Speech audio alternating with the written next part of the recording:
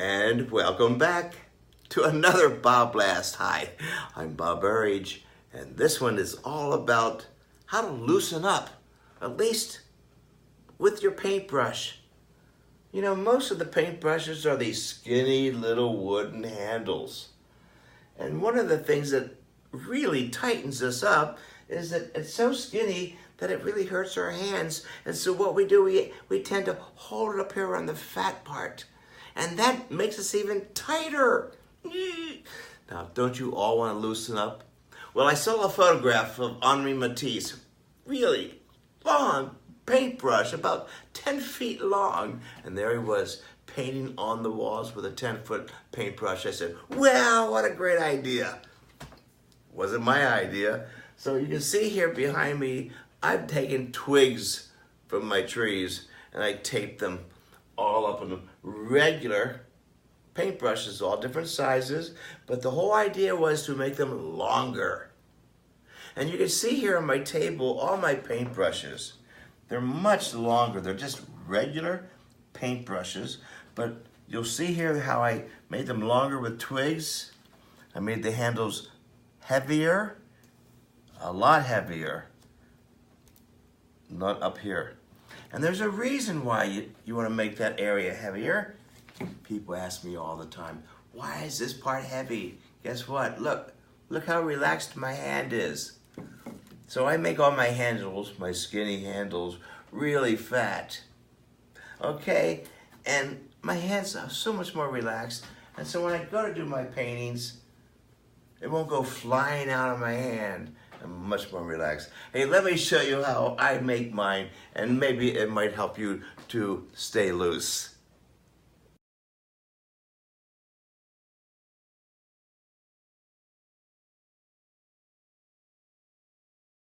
So this is how I make those handles longer.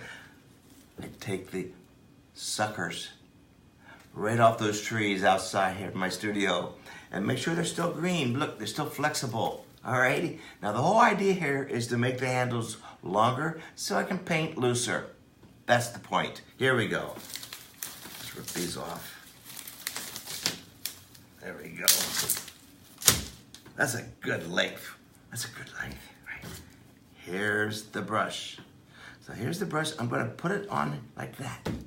Overlap it. Here's one of the things I want you to know. I'm going to use this black electrical tape. I like this black electrical tape because it doesn't unwind when it gets wet. Oh, and it will get wet. So this is the thing I get at the hardware store, right? Wrap it around here a little bit. Overlap it a little bit. Gives us some structure. Really tight. Really tight. Take your time. You're going to do this several times, by the way. Put it here. Let's see.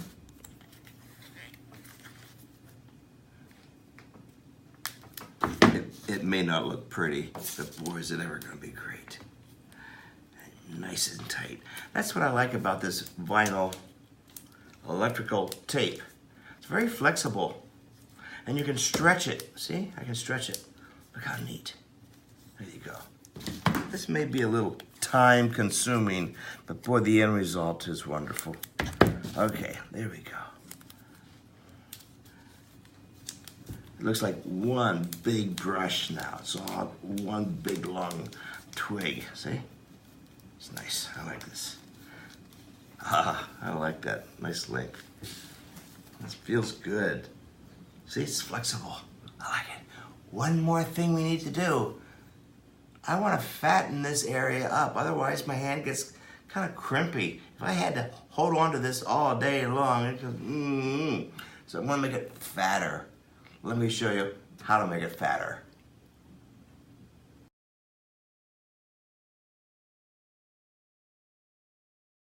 So I want the end of my brush to be a lot wider, easier to hold. This is what I do. Here's the brush we just did. I want to make this handle heavier. Aluminum foil. What do you think? Aluminum foil. And you just wrap it around lightly. Like that. Like that. It's fatter already. Let's get some more in here. Oh boy. Look at this. Now it's starting to fit my hand. Whoa. It's custom made with aluminum foil. Here comes the vinyl electrical tape on the wood, on the stick, and now I overlap it really tight. I do this to all my handles. It just feels good in my hand. See? I'm stretching it. I'm exaggerating this here so you can see. But I'm gonna go over it again and overlap it. See, now I'm coming back on itself. I'm coming back on itself.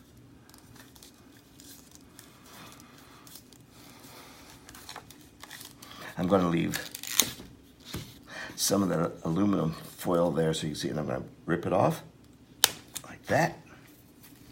Oh boy, does it ever feel great. And the whole weight. Now, I really like this kind of the heavy weight here, almost like a swashbuckling. Sometimes I'll even add more weight down here. Like I'll put a nail in here, or even more tape where the metal ferrule meets the wood. That way it doesn't rack and wiggle. Here we go.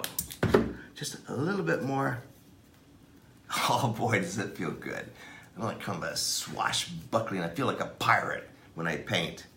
So that's how I stay loose, and that's how I make my handles longer, and certainly the ends heavier. Watch what happens to your hands. You'll be a lot more relaxed. Hey, I hope you had a good time doing this.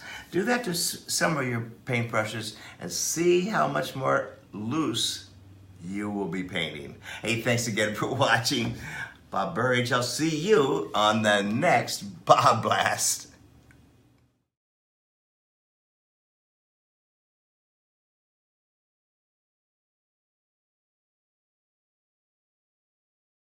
Hi there, I'm Bob Burridge, and I'm inviting you to my next Riverboat Cruise painting workshop hosted by the Dillman's Resort. Guess where I'm going? Stay tuned.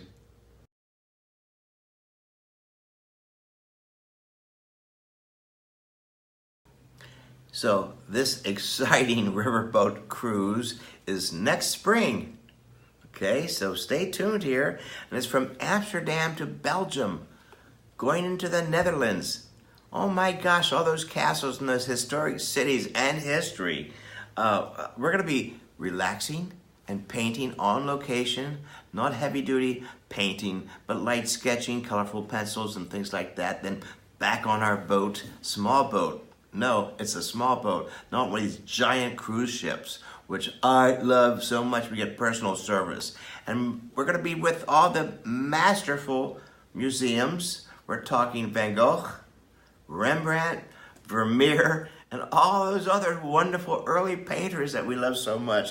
Now we get to go and paint in the tulip fields, the same places they were, and all over the landscapes. We're gonna be doing landscapes and florals, as you see behind me, different styles, but mostly we'll be touring castles, painting in the fields, and go where all the other famous painters have gone before us. Just think, masterpiece, and all in the Netherlands with all those great painters. So I love this boat cruise. It's small. I love it. We did it before, the same boat cruise that we went up in Paris last year. Thank you, Dillmans. You did a great job. So great. We're going to do it again. And a lot of people are starting to sign up because it is an exciting place. I've always wanted to go there and paint. I hope you can join us. Check out the information at the end of this, and I'll see you in the Netherlands.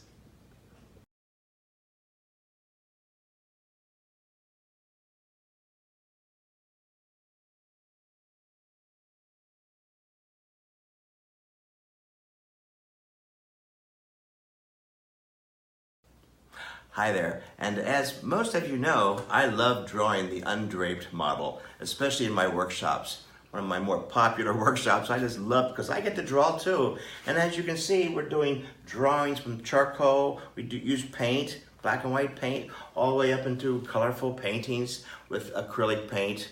But painting the undraped model and drawing the undraped model is a great luxury for me. And besides, it just is exciting to have the whole room, everyone's drawing and painting. It's an exciting workshop. You know, I do them here in my own studio and all over the locations, all over the United States and sometimes Europe too.